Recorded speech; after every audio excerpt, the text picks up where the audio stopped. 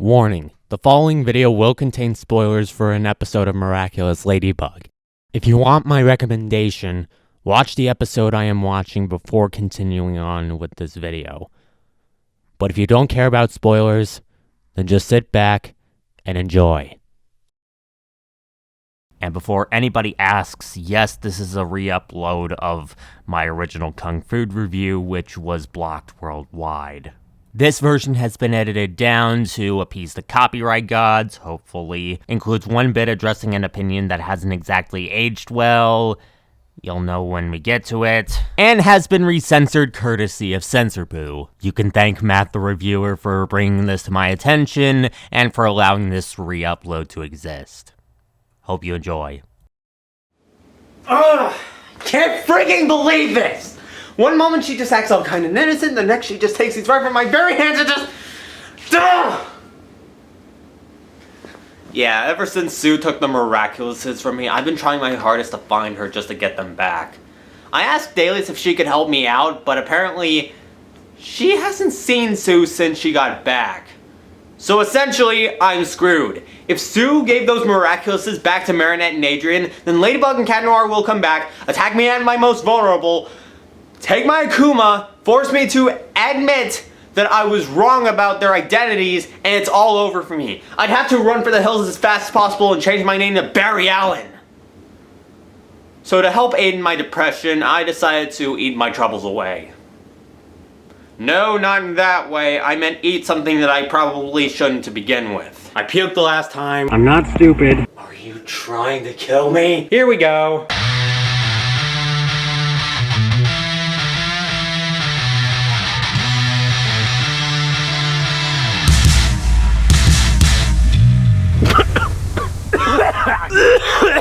Oh. Kung Fu, everybody.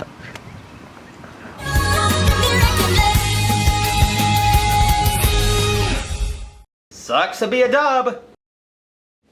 Hello everybody and welcome back to my Miraculous Marathon.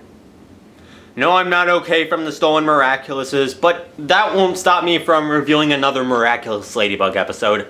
Besides, I get to go to Volume 3, Be Miraculous. Alright, let's just open this up. Oh, what is this? Some sort of... Oh! It's a door sign with Marinette and Adrian on one side, and on the other...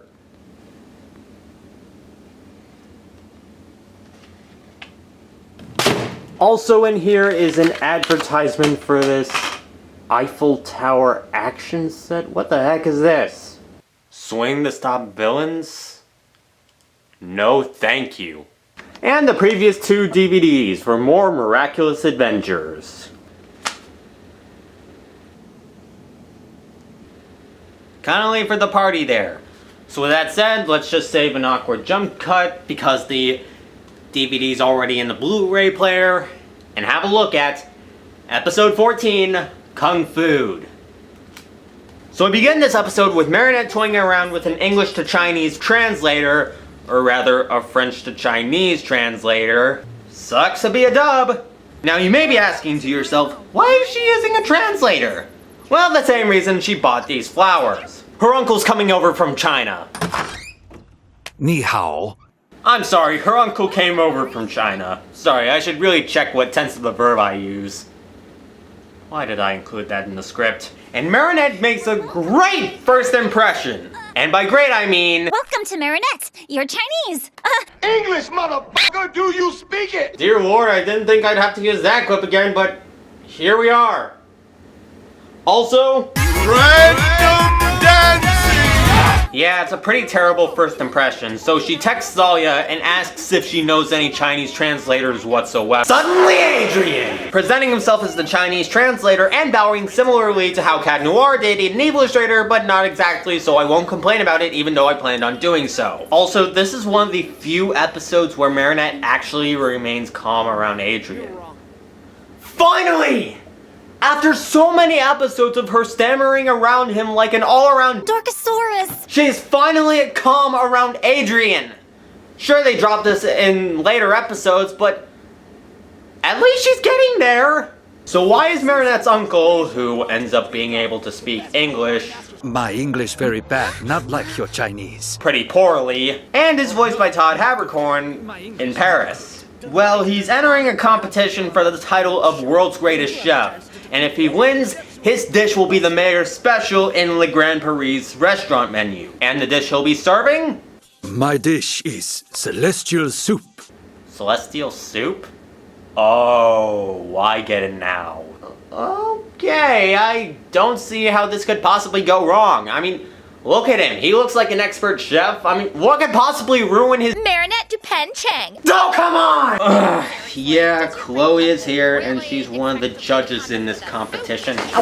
Freaking perfect! And just when you thought they couldn't make Chloe any less likable, they decide to make her racist. No speak Japanese. See ya. The things that Thomas will do to make this person as unlikable as possible. But Marinette isn't any better as she tells Chloe off and flat out insults her. Silly me. You don't have any taste. I mean, look at what you're wearing. I get it. She was just trying to defend her uncle. But there are much better solutions than being mean. Two wrongs don't make a right, people.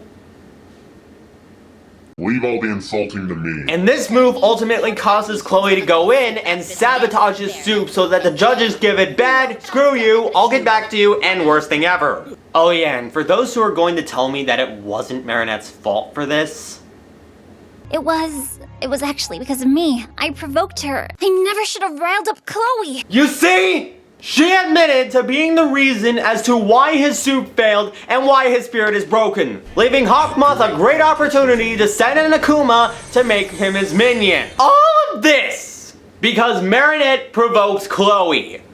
Niece of the year, everybody!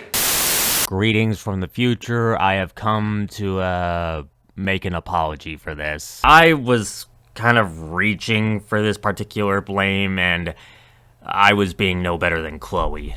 Even if Marinette was the one to set her off, and you could definitely make a case for it, what Chloe has done and her racist behavior was not excusable.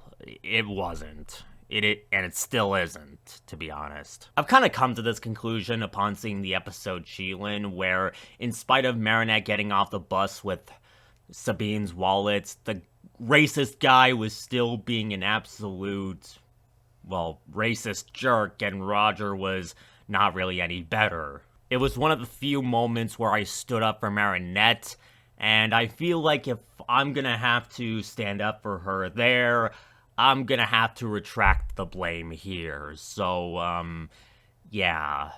To Marinette and to her fans, I'm sorry. I have no excuse. Back to the episode review. So the Akuma possesses the chef's hat and he's turned into a Super Saiyan. I mean Kung Fu. I mean a Super Saiyan. Do I even need to say anything about his design? I mean, look at him. He's a full-blown Super Saiyan.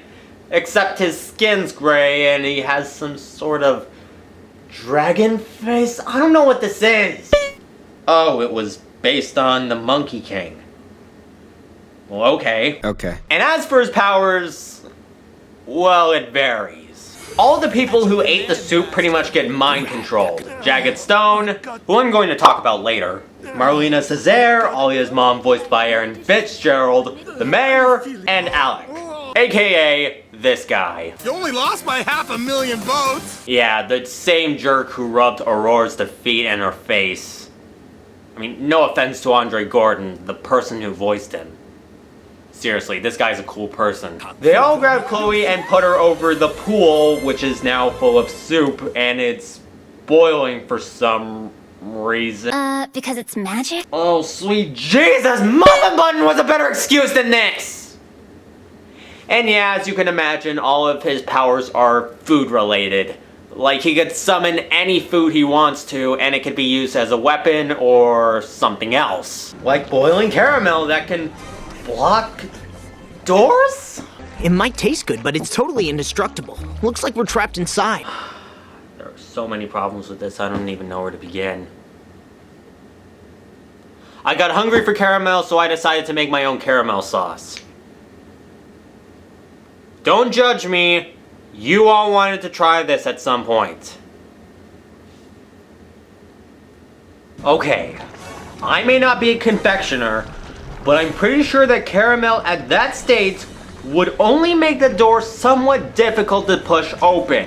Not block the entire thing like it was Horrificator Shrek's yogurt slime! It would have to be boiled to a very high temperature and quickly hardened in order to somewhat trap the heroes. This? They can push it open just fine! The only thing they'd risk is getting second or third degree burns from the hot caramel! How is it that liquid caramel is able to block the door? Oh my god, don't tell me. Because it's magic? Oh my god, they're honestly bringing magic to food? Food of all things? This lack of culinary logic could make Gordon Ramsay f***ing mad! Now where was I?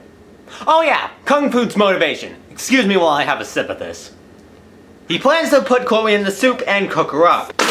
What?! You are not eating soup! You are soup! Okay, I might have complained for no reason about villains turning into homicidal maniacs, but really?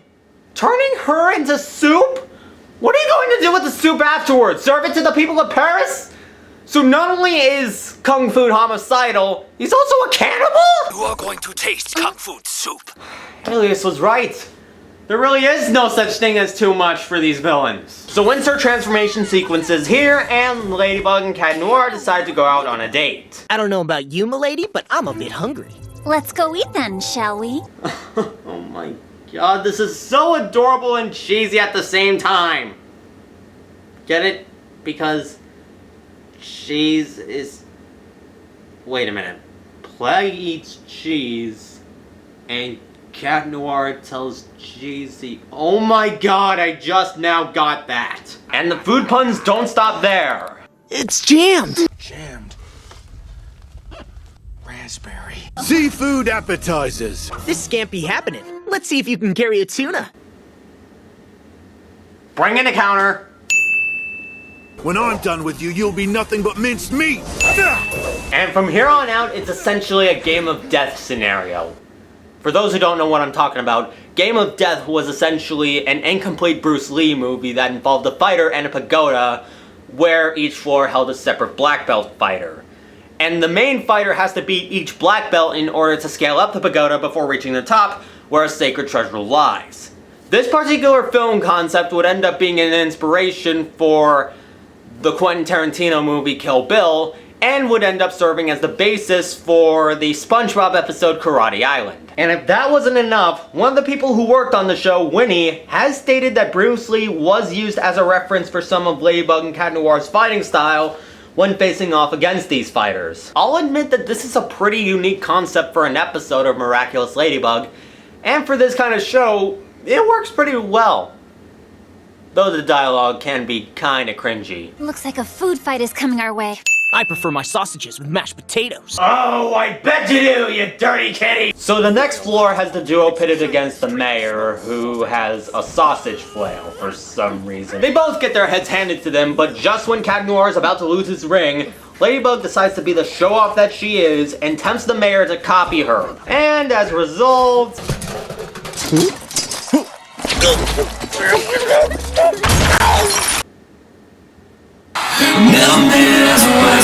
Oh yeah, and Ladybug laughs at his pain. Our hero, ladies and gentlemen. Pea-brain. Useless. So they make it up to the next floor where Alec and Marlena wait for them. Watch the spectacular demonstration of the famous 1,000 flying cakes!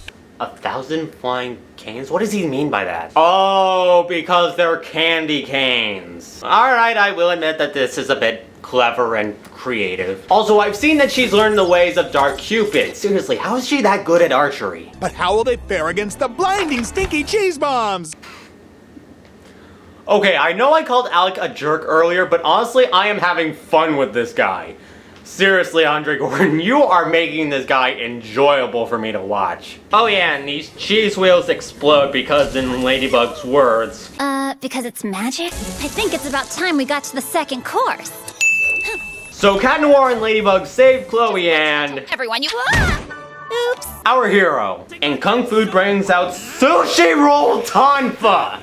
Those are 3 words I never thought I would ever be able to say at once. You know, I'm kind of surprised that he hasn't used any sort of spicy weapon.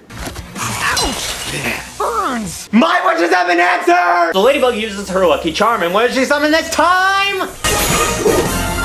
Check? So Kung Food brings out a good lord, what is this? I'll tell you what it is. A slice of pizza.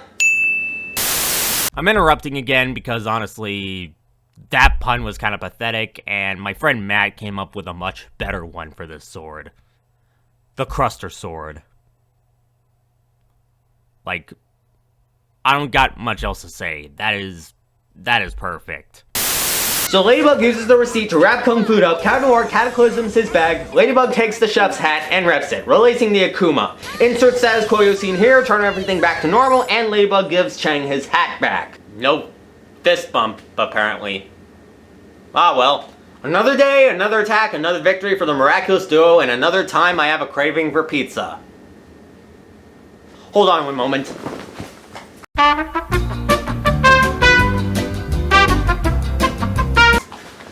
Okay, I'm back. I'm not sponsored by Pizza Hut. So Marinette and Cheng Sifu make the soup, Chloe is kicked out of the jury, the soup ends up being the mayor's special, and Cheng is named the greatest chef in the world. I can't wait to get home and write a song about soup. I could only imagine it'll be worse than anything Nickelback will write. I was still hungry. Also, Cheng Sifu decides to rename the soup Marinette Soup. Yes! Name the soup after the same niece that caused you to be akumatized and almost cook a spoiled brat alive.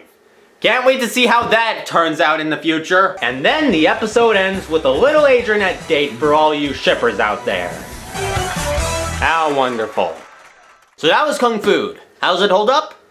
Well, I've got to admit, before writing the script for this review, I honestly thought that this episode was going to be terrible. But after watching it a second time, I thought it was awesome. This episode is one of the funniest in Miraculous so far. Sure, it gets a bit cringy in some areas, but I love it regardless. Kung Food as a villain, despite being a bit too much, is just a joy to watch. I mean, he uses sushi rolls as tonfa. That's pretty creative. Though it is a bit ironic considering... Doesn't he know how to make sushi like everyone else? Japanese people make sushi, Chloe. Cheng Sifu is Chinese. That. And of course it's got the typical strengths of a Miraculous Ladybug episode, so everything checks out there. Honestly, this is an episode I can't recommend enough for those who haven't seen it. Yeah, it may not look very good, but much like any other food, if you at least give it a chance, you might find it's a deliciously entertaining treat. Wow, that sounded corny. Well, this episode may not have healed my mental scars, it at least made me hungry enough to take my mind off of it. So after this, I'm probably going to have a lunch or dinner. I don't know, the times of this Miraculous Marathon are out of whack. So next time on the Miraculous Marathon, we're going to be having a look at the gamer. Until then, this is ASLB, and I've got nothing else to say other than have a great life, stay miraculous, don't drink the Kool-Aid, and see ya.